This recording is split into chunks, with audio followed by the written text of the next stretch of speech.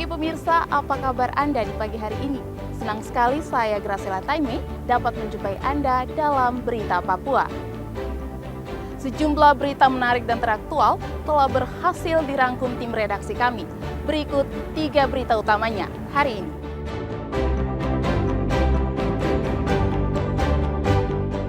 Dalam sehari, 2 tukang ojek di Mimika tewas dibacok orang tak dikenal.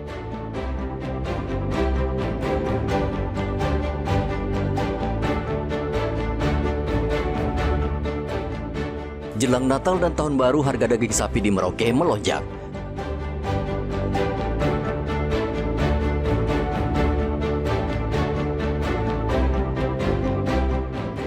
Seorang remaja di Kabupaten Merauke mencuri 7 motor. Polisi masih mencari rekan pelaku.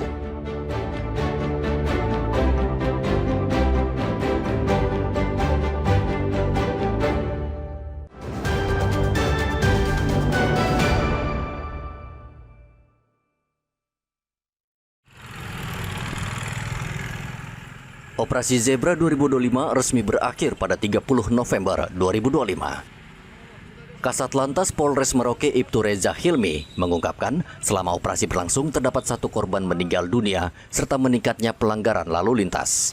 Pelanggaran terbanyak didominasi oleh pengendara tanpa SIM dan kendaraan tanpa surat kendaraan. Dapat kami katakan bahwasanya data untuk pelanggaran lalu lintas sendiri jumlahnya terdapat 351 tilang.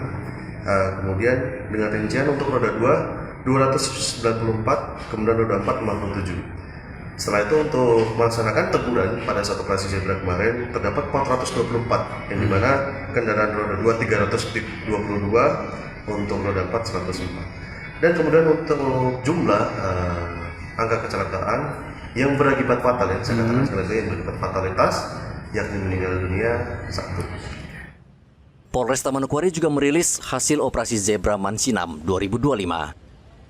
Berdasarkan data kepolisian, lebih dari 200 pengendara telah ditindak, baik melalui penilangan maupun peneguran. Polres juga menangani kecelakaan yang menyebabkan 3 orang meninggal dunia selama operasi berlangsung 2 pekan. Kasat Lantas Polresta Manokwari Ibtu Nurfah Tajong mengatakan Satlantas tidak berhenti saat operasi Zebra, namun akan terus menekan angka pelanggaran dan menurunkan tingkat fatalitas kecelakaan lalu lintas di Manokwari.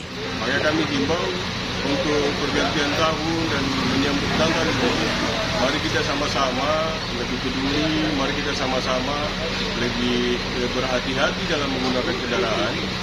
Bahwa kalau keluar di rumah tidak usah terlalu membalap-balap, apalagi situasi akhir-akhir ini cuaca sering hujan dan pasti jalanan licin. Razia kendaraan terus digelar baik roda 2 maupun roda 4. Setiap pelanggaran yang ditemukan akan ditindak tegas melalui tilang elektronik maupun manual. Sejumlah kecelakaan di Manokwari dipicu oleh pengaruh minuman keras serta kelalaian pengendara, terutama kurangnya kewaspadaan dan kedisiplinan di jalan raya. Dengan meningkatnya kasus kecelakaan, polisi mengimbau masyarakat untuk taat berlalu lintas, mengutamakan keselamatan, dan selalu berhati-hati saat berkendara. Muhammad Ridwan dan Edi melaporkan dari Merauke dan Manokwari.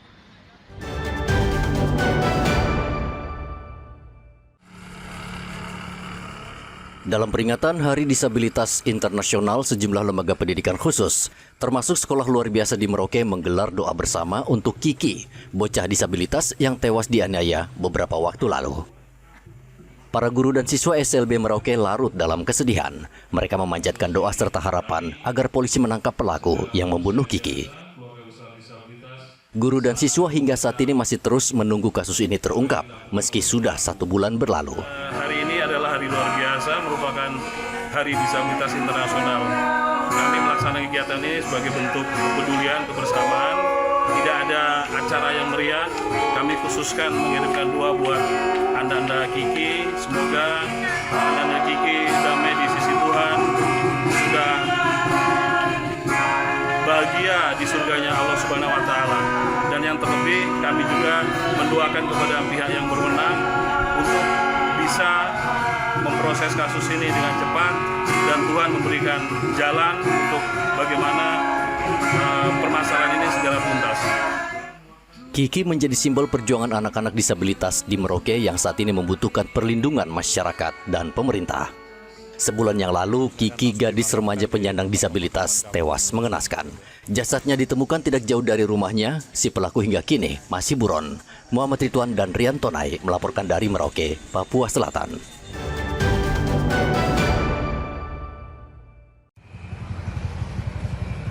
Pengungkapan jaringan peredaran ganja lintas wilayah kembali terjadi di perbatasan Kerom, Jayapura.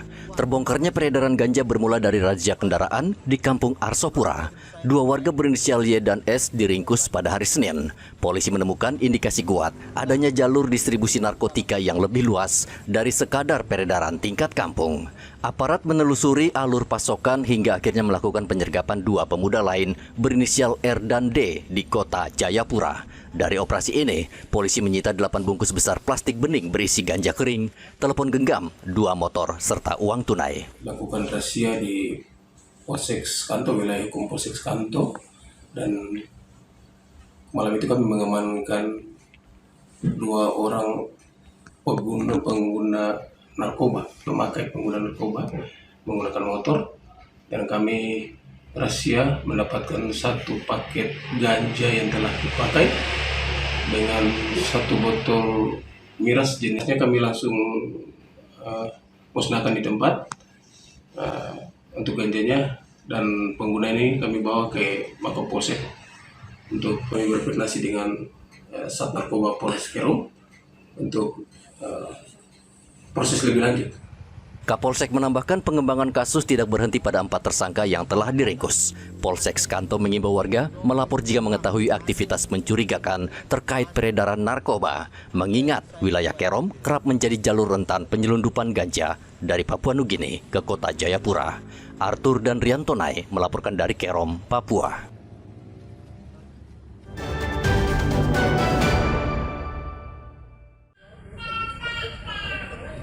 Remaja berusia 13 tahun ini diringkus Polres Merauke karena terlibat dalam sejumlah kasus pencurian sepeda motor. Dalam kurun waktu 1 bulan, polisi menerima sejumlah laporan karena maraknya pencurian kendaraan bermotor di beberapa lokasi. Polisi kemudian melakukan penyelidikan dan mengungkap pelakunya. Polisi menemukan 7 motor di pekarangan salah satu rumah. Sebagian motor masih utuh dan sebagian lagi sudah dipreteli pelaku. Saat ini polisi masih meminta keterangan pelaku untuk menelusuri kemungkinan keterlibatan pihak lain. Berhasil ada mengamankan 7 unit kendaraan, di mana hasil penyelidikan selama hampir 1 bulan ada mengamankan 7 unit kendaraan dengan berbagai jenis motor. Pelaku sementara kita amankan ada 1, dan itu pun kami sampai saat ini masih melakukan pengembangan terkait kendaraan yang selama ini dilakukan pencurian. Terkait untuk pelakunya kami masih dalami, masih lakukan penyelidikan terus untuk terkait para pelaku-pelaku yang melakukan pencurian kendaraan bermotor. Misalkan itu pun terkait pelaku ini masih di bawah umur, itu sekitar 14-15 tahun. Seluruh barang bukti berupa sepeda motor kini disita di Mapolres Merauke dan tidak menutup kemungkinan jumlah barang bukti akan bertambah. Diduga pelaku tidak bekerja sendiri, polisi masih terus mengembangkan kasus ini. Muhammad Ridwan dan Rian Tonai melaporkan dari Merauke, Papua Selatan.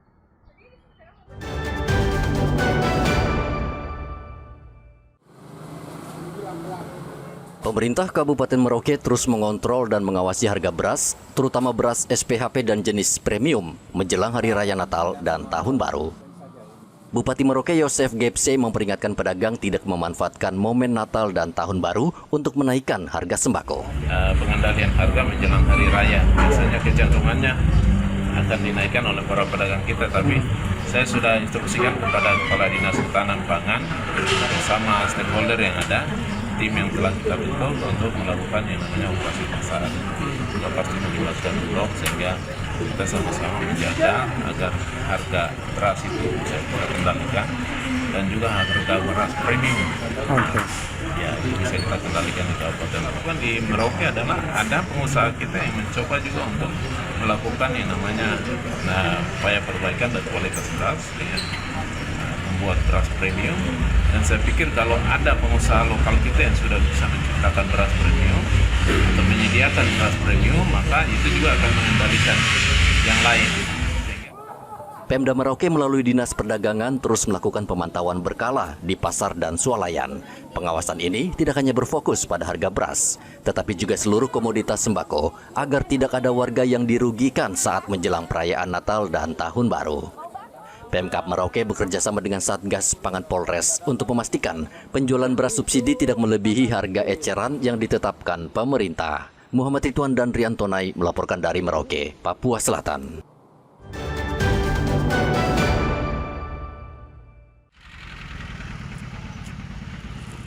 Produksi telur ayam di Merauke saat ini melimpah, sehingga para pedagang telur di Pasar Rawamanggung Merauke sulit meraup untung.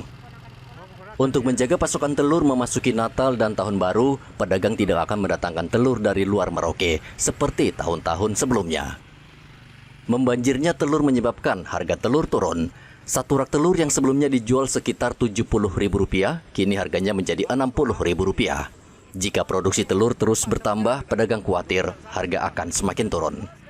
Memang banjir Bu ya, cukup banyak. Seperti itu. Jadi itu memang untuk tahun ini tidak ada untuk datangkan telur dari luar ya? Sangat tidak ada karena Merauke saja ini sangat kewalahan banjir. Banjir ya, jadi cukup. Apalagi untuk Natal, Tahun Baru juga tetap. Karena kalau telur susah, dari sekarang pasti sudah nggak ada.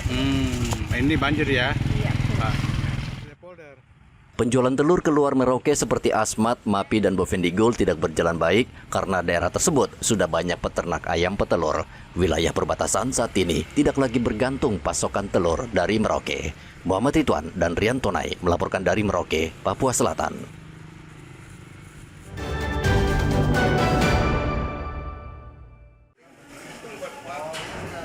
Selain telur, harga daging sapi menjelang Natal naik akibat lonjakan permintaan dan kenaikan harga sapi. Pedagang daging sapi di Pasar Rawamanggung memperkirakan kenaikan harga daging tahun ini berkisar Rp10.000 per kilogram.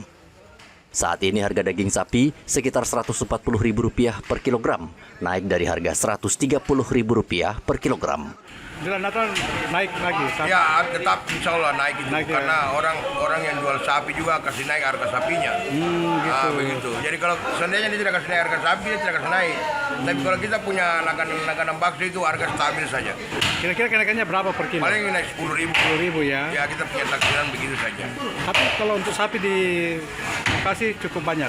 Kalau di Merauke kita punya daging itu masih banyak. Masih banyak, ya, tapi memang pemilik yang kasih naik harga ya? Ya, kasih naik harga, baru pas ya begitu sudah. Dengan keadaan mau Natal begini, biasa orang kasih naik tidak sama dengan kabupaten lain. Kita tuh aman saja. Meski harga daging sapi naik, pendapatan para pedagang tidak berkurang. Pedagang bahkan memperkirakan harga daging sapi akan terus naik karena permintaan yang semakin tinggi mendekati Natal dan Tahun Baru. Muhammad Ridwan dan Rian Tonai melaporkan dari Merauke, Papua Selatan.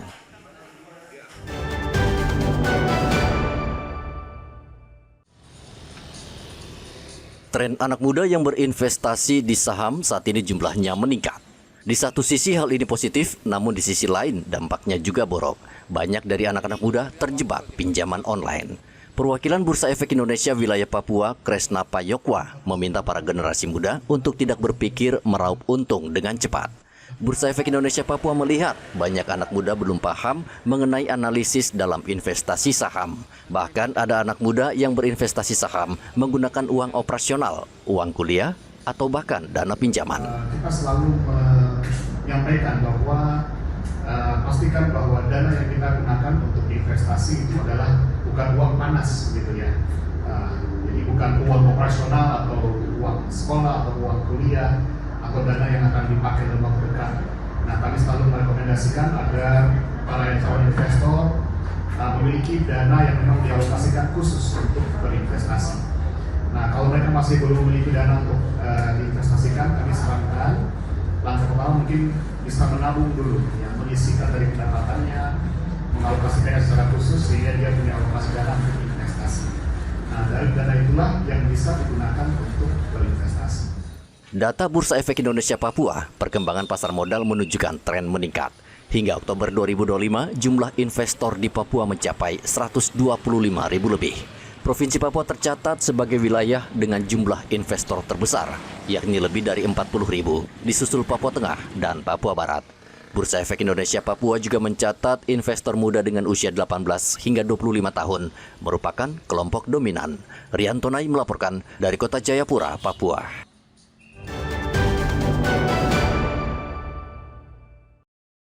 Berkaca pada bencana di Pulau Sumatera yang diduga disebabkan karena pembalakan liar hutan, membuat wilayah lain mengantisipasi.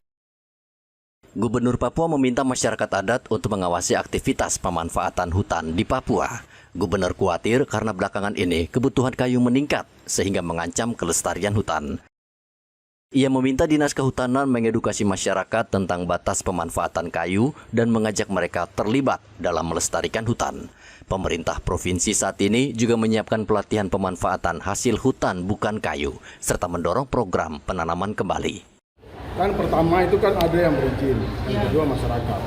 Ya kita dalam pengelolaan saya sudah minta kepada industri pengelolaan hutan harus betul-betul melaksanakan sesuai dengan ketentuan. Kan RKT-nya ada. Kemudian melakukan kontrol dan pembinaan kepada masyarakat sekitarnya. Kita mau bilang itu penebangan liar juga kan itu masyarakat kami. Masyarakat di Papua, kepemimpinan saya berharap mereka bisa betul-betul di setiap usaha termasuk hutan harus bisa mendapat manfaatnya. Tentunya pembinaan dilakukan oleh APA, termasuk nanti dari Dinas Kehutanan, kami diminta untuk betul-betul dikontrol. Mana yang harus ditebang, mana yang tidak. Karena kita harus menyelamatkan hutan. Di sisi lain kan menebang itu kan boleh ada ketentuannya, tetapi melakukan regulasi supaya yang ditebangkan bisa tumbuh lagi dalam hutan. Gubernur menambahkan pelestarian hutan dan pengelolaan karbon harus menjadi prioritas, terutama di kawasan pegunungan. Pemprov juga bekerja sama dengan Kepolisian Daerah Papua akan menindak tegas pembalakan liar di Papua, karena Papua saat ini masih menjadi paru-paru dunia dalam menghasilkan oksigen. Rian Tonai melaporkan dari Kota Jayapura, Papua.